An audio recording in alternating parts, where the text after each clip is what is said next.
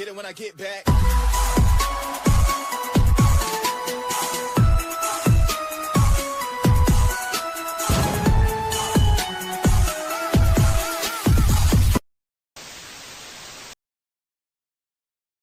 Bismillahirrahmanirrahim. Assalamualaikum warahmatullahi wabarakatuh. Alhamdulillahi rabbil alamin. Assalatu wassalamu ala asrafil anbiya'i wal mursalin Sayyidina wa nabiyina wa maulana Muhammadin ajma'in. Amma ba'du. Allahumma salli ala Sayyidina Muhammad wa ala alihi Sayyidina Muhammad. Anak soleh-soleha yang lagi di rumah saja, bagaimana kabarnya? Insya Allah kita semua selalu dalam lindungan Allah Subhanahu wa Ta'ala.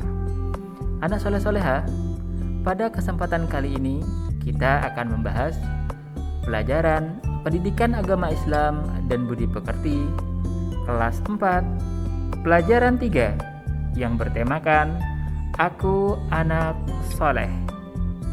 Nah, anak soleh-soleha, sebelum kita melanjutkan pelajaran, marilah sama-sama kita membaca doa terlebih dahulu.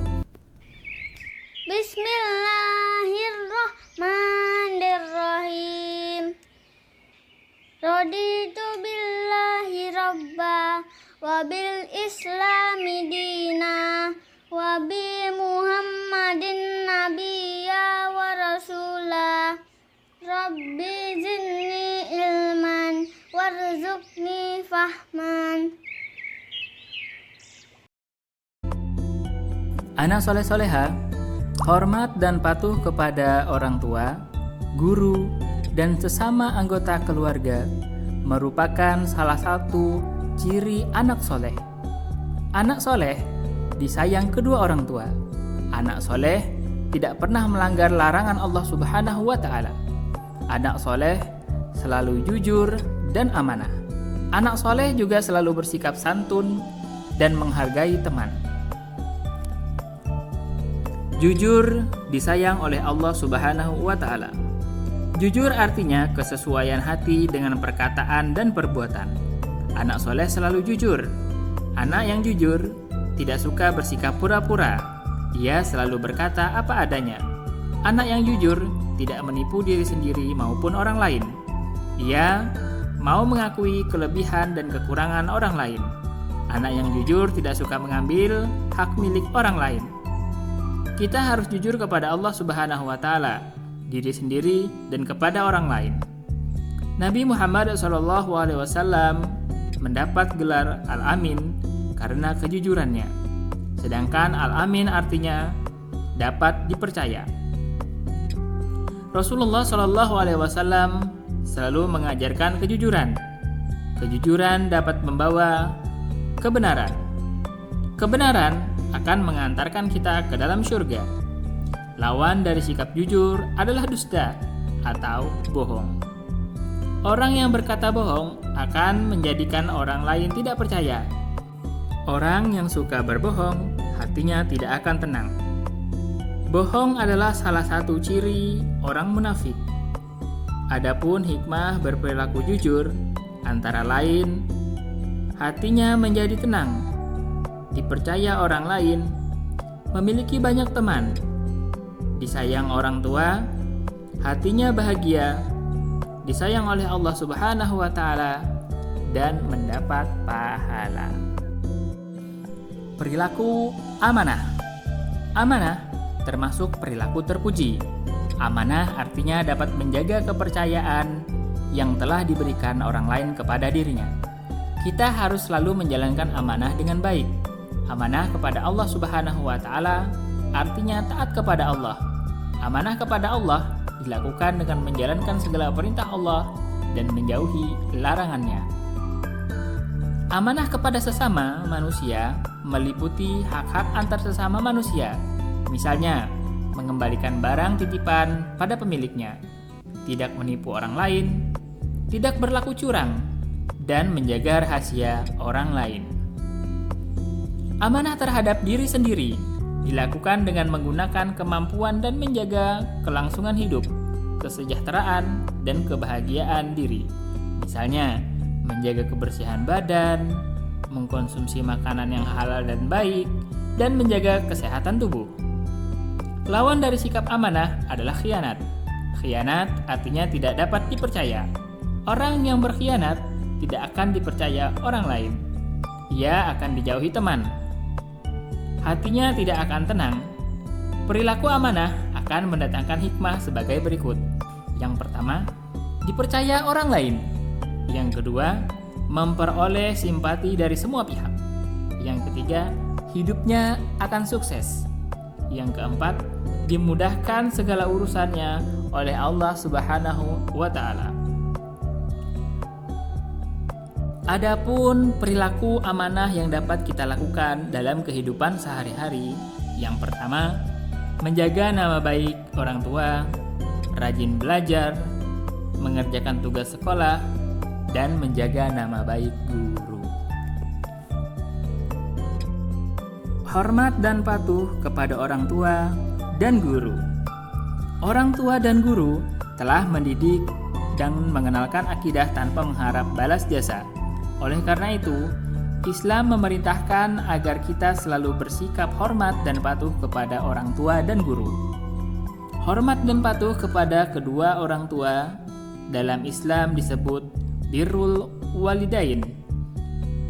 Lawannya adalah durhaka kepada kedua orang tua. Anak yang durhaka akan mendapat azab Allah Subhanahu wa Ta'ala. Ia tidak akan disayang oleh kedua orang tua. Hidupnya akan menderita. Sedangkan berbakti kepada kedua orang tua ditunjukkan dengan perilaku sebagai berikut. Yang pertama, patuh pada nasihat orang tua. Yang kedua, selalu mendoakan kedua orang tua. Yang ketiga, melaksanakan perintah orang tua. Yang keempat, membantu pekerjaan orang tua di rumah. Yang kelima, lemah lembut saat berbicara terhadap kedua orang tua.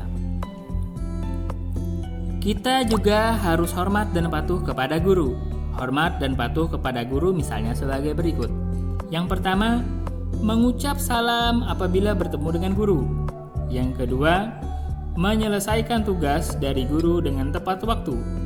Yang ketiga, mendengarkan dan mentaati nasihat guru. Yang keempat, berbicara dengan santun terhadap guru. Yang kelima, memperhatikan pelajaran di dalam kelas.